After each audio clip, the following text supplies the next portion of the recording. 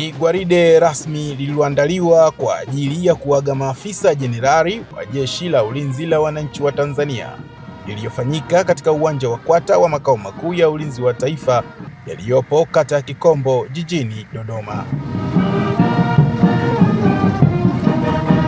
Mkuu wa majeshi ya ulinzi Jenerali Jacob John Mkunda anasema huu ni utaratibu wa wanajeshi wa Jeshi la Ulinzi pindi wanapofika ukomo wa utumishi. Huu ni utamaduni wetu sisi wanajeshi wa kuagana, na huu sio utamaduni wa kuaga tu majenerali peke yake. Mwanajeshi yeyote kuanzia afisa mpaka askari ni lazima tuagane. Kwa hiyo ni tofauti, kuna tofauti tu ya kuagana. Jenerali ana utaratibu wake na askari wana utaratibu wao, maafisa wengine wana utaratibu wao. Kwa hiyo leo tulikuwa tunawaga majenerali ambao wamefanya kazi kubwa na ya kutukuka ya muda mrefu.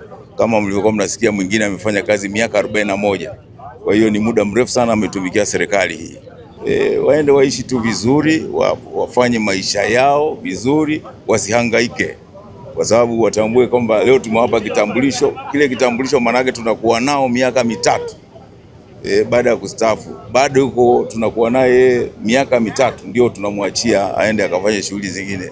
Kwa hiyo na waasa waende waishi vizuri, waishi maisha mema na familia zao, wasihangaike na mambo ya siasa na mambo ya mengine.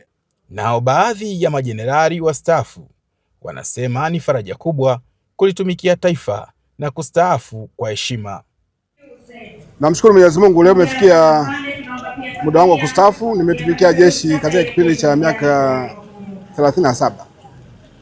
Naweza kusema jeshi ndio limekuwa muhimili wa maisha yangu mimi binafsi pamoja na familia yangu.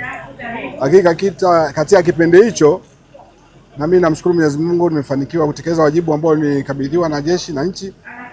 Kwa hiyo nimeshiriki kwenye mafunzo, nimeshiriki kwenye operations, lakini pia nimeshiriki pia kwenye kufundisha.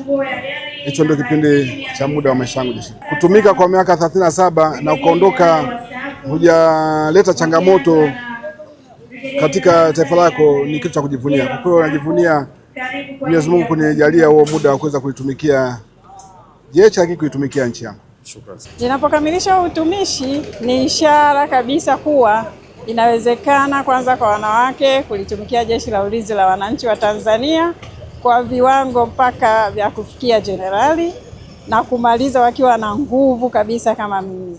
Kwa wale wanaobaki kwenye utumishi jeshini, ninachowaambia ijue kazi, ipende kazi na fanya kwa moyo wako wote ili uweze kuijenga Tanzania yetu. Maana Tanzania itajengwa na wenye moyo, na jeshi na wanajeshi ni sehemu ya Watanzania wenye moyo wa kuijenga nchi yao.